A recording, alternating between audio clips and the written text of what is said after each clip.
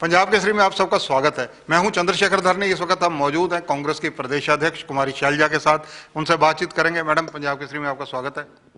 धन्यवाद। मैडम, सबसे पहले मैं ये जानना चाहूंगा कि कृषि कानूनों के जो संघर्ष किसानों का चल रहा है उसको लेकर कांग्रेस पहले दिन से कहीं ना कहीं खड़ी नजर आई है किसानों के पक्ष में। अब आपने जो नई रणनीति तैयार की है वो क्या है? रणनीति यही है जो पहले दिन से थी। राहुल गांधी जी ने पहले ही कहा कि ये कानून हमारे देश के किसान के मजदूर के हित में नहीं है। ये केवल भारतीय जनता पार्टी के जो धनाढ्य दोस्त हैं, बड़े बड़े घर हैं, उनके फेवर में है, उनको फ़ायदा पहुंचाने के लिए है। ये हमारा स्टैंड रहा है कांग्रेस पार्टी का। और इसमें आपने देखा कि किसानों का आंदोलन भी चल रहा है, एक जन आंदोलन है और कांग्रेस पार्टी किसान के साथ खड़ी है।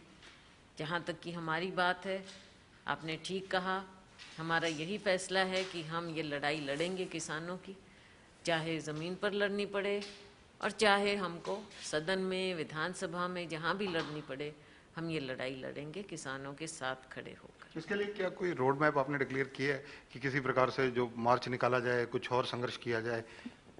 संसद में भी हमारी लड़ाई रहेगी, विधानसभा का सत्र होगा तब भी होगी, और उसके अलावा ज़मीन पर हमारा निरंतर कार्यक्रम चलता रहा है।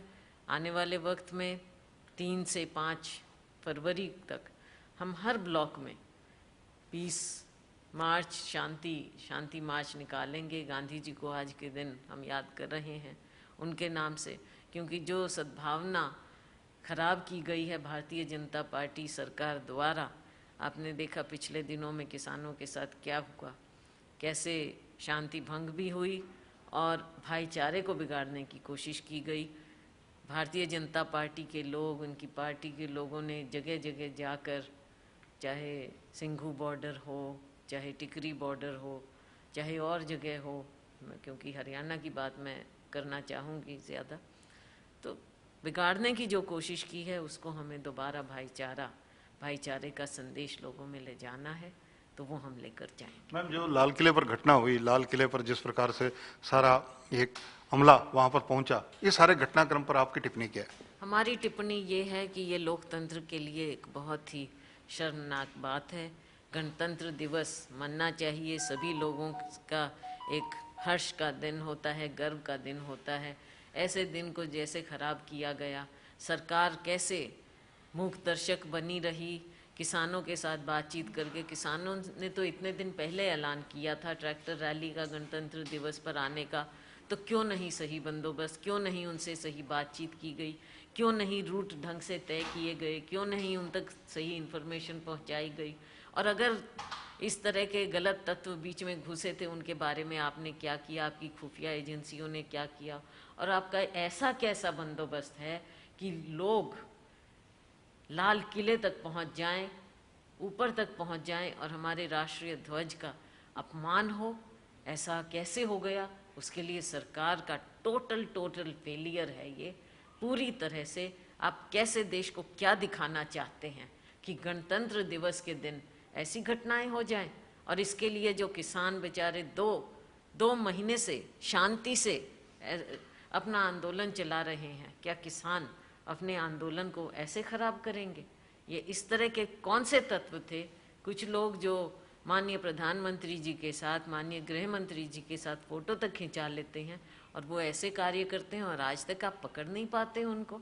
ये सरकार का फेलियर है, बहुत गलत हुआ है। 26 जनवरी के घटनाक्रम के बाद जिस प्रकार से ट्रैक्टर मार्च के लिए जो लोग गए थे वो वापस आ गए। अब दोबारा एक बार से किसानों का एक जोश देखा जा रहा है कि वापस बॉर्डर एरिया पर पहुंच रहे हैं, दिल्ली के इर्द गिर्द पहुंच रहे हैं। ये टिकैत के आंसुओं का असर है या किसानों के अपने जज्बात हैं? देखो, हर तरह की बात है, और ये इसलिए क्योंकि ये स्थिति पैदा की है भारतीय जनता पार्टी सरकार ने, अपने आप से नहीं। इन्होंने ये स्थिति पैदा की है कि किसान दोबारा वहाँ पर जाकर इकट्ठा हो रहे हैं और दोबारा से अपना ये शांति का आंदोलन वहाँ पर फिर से कर रहे हैं। तो ये स्थिति तो सरकार ने पैदा की है, किसी और को आप नहीं कुछ कह सकते हैं। मैम, इस सारी परिस्थितियों के अंदर क्या आपकी राय है, क्योंकि आप केंद्रीय मंत्री भी रहे हैं, कद्दावर नेता हैं, मतलब किस प्रकार से जटिल समस्या का हल होगा? जटिल समस्या का हल बहुत आसान है। ये समस्या कुछ नहीं थी और ना ये जटिल होनी चाहिए थी। समस्या भी पैदा की भारतीय जनता पार्टी सरकार ने और जटिल भी भारतीय जनता पार्टी सरकार ने की, मोदी सरकार ने की। इसका बहुत ही एक तरीका है जिसकी मांग है, कांग्रेस पार्टी भी यही मांग कर रही है, किसान भी यही मांग कर रहे हैं, तीनों काले कानून ये वापस कर लें, अपने आप शांति आ जाएगी। ऐसे कानून आप दे रहे हैं जिसकी किसी ने मांग तक नहीं की और तीनों काले कानून आपने थोप दिए।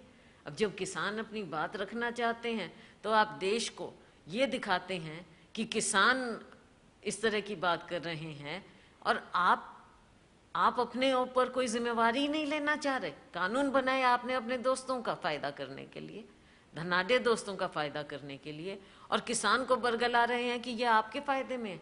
क्या किसान अपना फायदा नुकसान नहीं जानता है?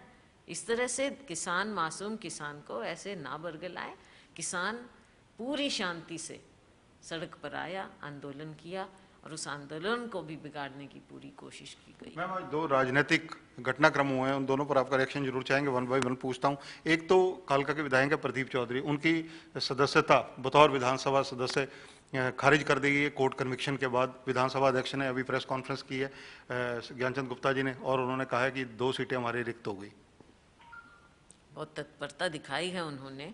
हम इसका अभी लीगल ओपिनियन ले रहे हैं, लेकिन जो भी कोई स्थिति होगी कांग्रेस पार्टी उसका पूरी तरह से सामना करेगी मजबूती से।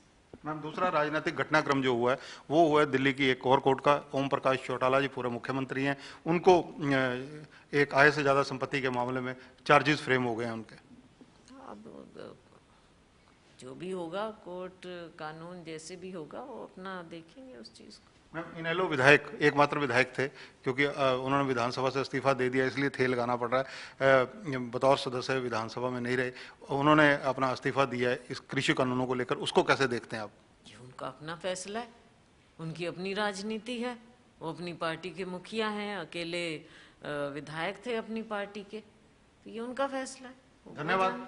तो ये है कुमारी शैलजा, इनका कहना है कि कांग्रेस पहले दिन से कृषि कानूनों की लड़ाई लड़ रहे किसानों के साथ खड़ी है और आज भी खड़ी है, निरंतर हर प्रक्रिया में साथ रहेगी और सद्भावना यात्राएं निकालकर महात्मा गांधी जी को जहां श्रद्धांजलि दी जाएगी, वहीं कहीं ना कहीं कृषि कानूनों के प्रति आम जनता को भी अवेयर किया जाएगा। कैमरामैन सुनील के साथ चंद्रशेखर धरनी, पंजाब केसरी टीवी, चंडीगढ़।